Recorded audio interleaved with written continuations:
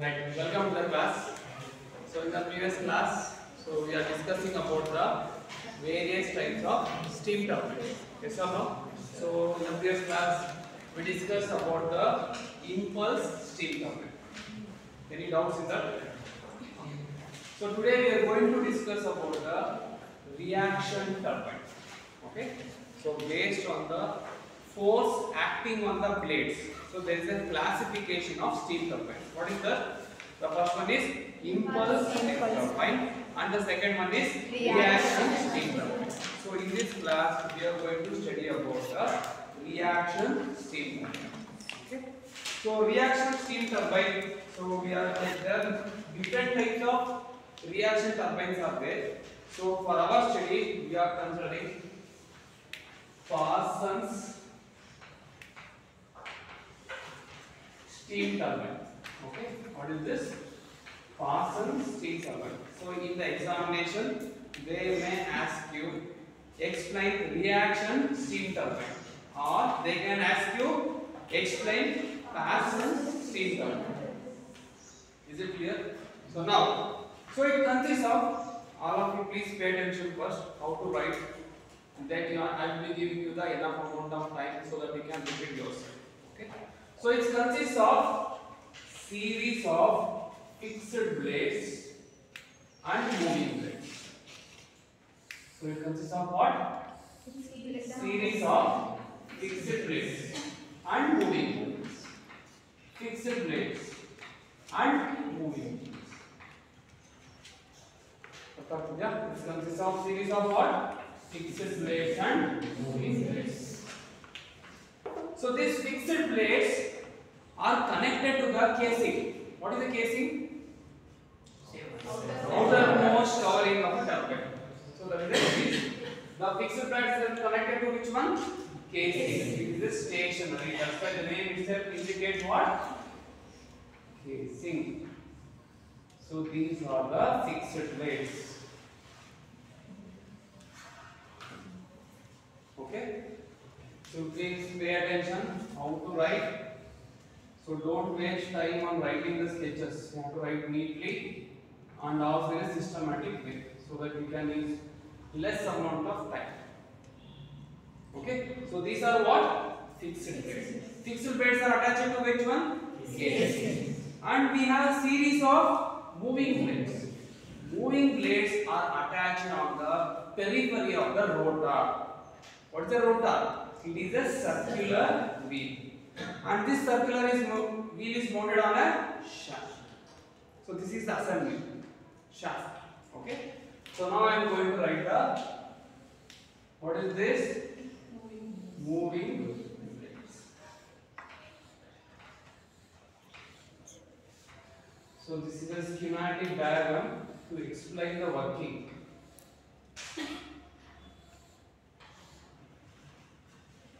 Is it clear? So this is a moving blades and these are the yellow color water written is a fixed blade. Okay. See the space in between the blades. So the space between the blades acts as a nozzle. The space in between the blades acts as a nozzle. So whereas in the case of impulse steam turbine, so we have a nozzle. What type of nozzle we have? Convergent and divergent type of nozzle. So what is the purpose of nozzle? So we are going to convert high pressure, low velocity steam to low pressure, high velocity steam. The same working is being done with the help of fixed blades and moving blades. So whatever the space is there, no, that itself is going to act as a nozzle.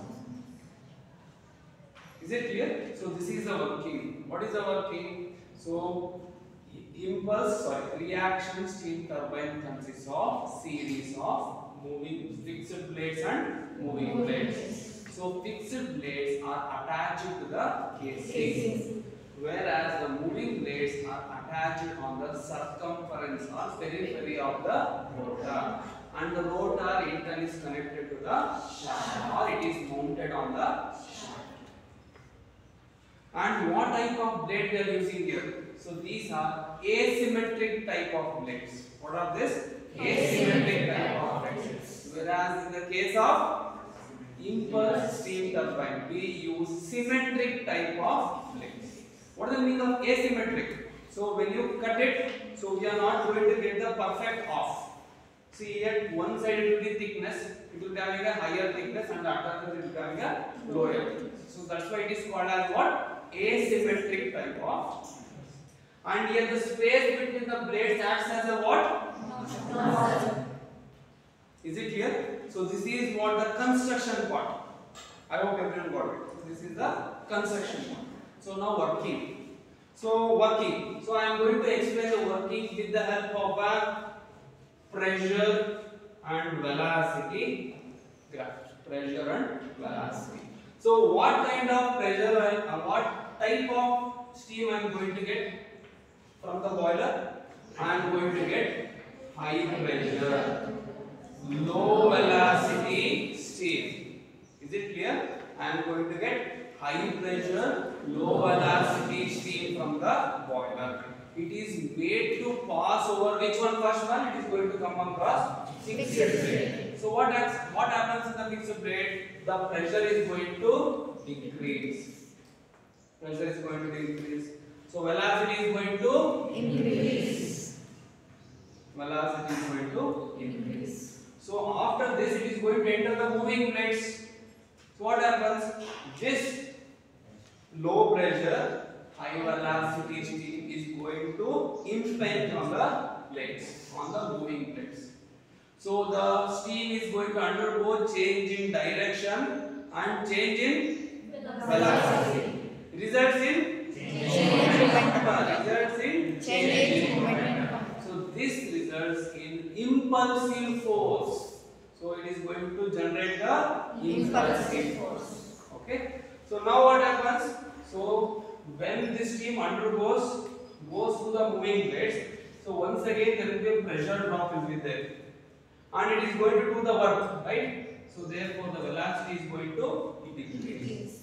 It is going to generate the impulsive force on the blades.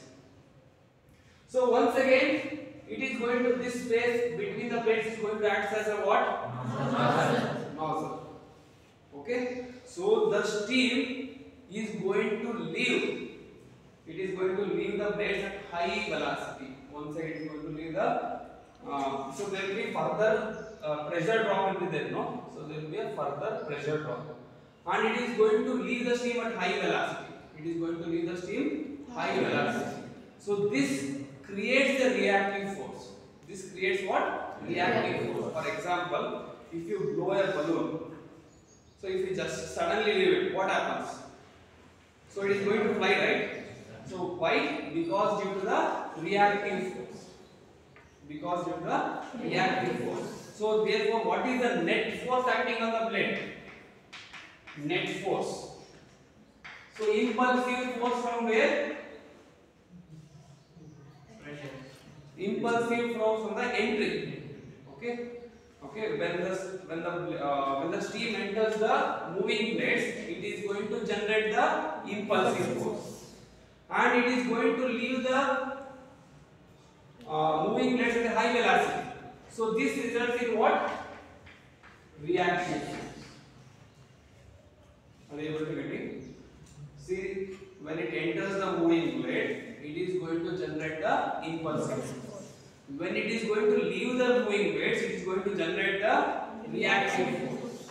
So that is what the net force. Net force acting on the blade is the impulsive force from the entry and the reactive force from the exit of the steam.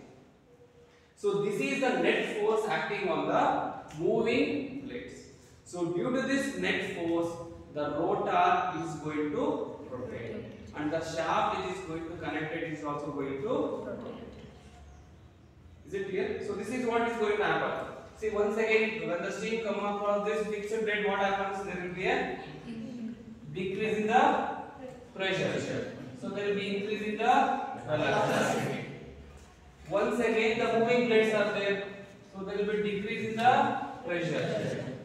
And also there is a decrease in the velocity, okay? Because it is going to do some work on the blades. Okay? See, there will be a gradual decrease in the pressure, whereas the velocity is going to increase when there is a fixed blade. It is going to decrease when there is a moving blade. And this is the exit velocity and this is the exit pressure. So this is what the Parson's steam turbine. Is it clear? I have explained the construction part as well as the working. So now I am going to repeat the same thing so that it will be very easy for you to write your own notes. Is it clear? So what kind of turbine I am going to explain? Parson's steam turbine. Okay, so it is also called as reaction steam turbine. So it consists of series of fixed blades and moving blades. Fixed blades are mounted on the casing, whereas the moving blades are mounted on the periphery of the circumference of the rotor, and the rotor in turn is mounted on a shaft. Okay, and what type of blade we are going to use? We are going to use the asymmetric type of blades, and the space between the blades is going to act as a nozzle. Is it clear? So this is what the construction part. No working. So what kind of steam you are going to get from the boiler? You are going to get high pressure, low velocity steam from the boiler is made to pass over the fixed blade, where it then will decrease in the pressure, increase in the velocity. This steam is made to pass over where? Moving blades. So the steam undergoes change in direction, change in velocity, results in change in momentum. So the force due to this we are going to call as impulsive force. So the impulsive force will be acting on the blades due to the entry of the steam.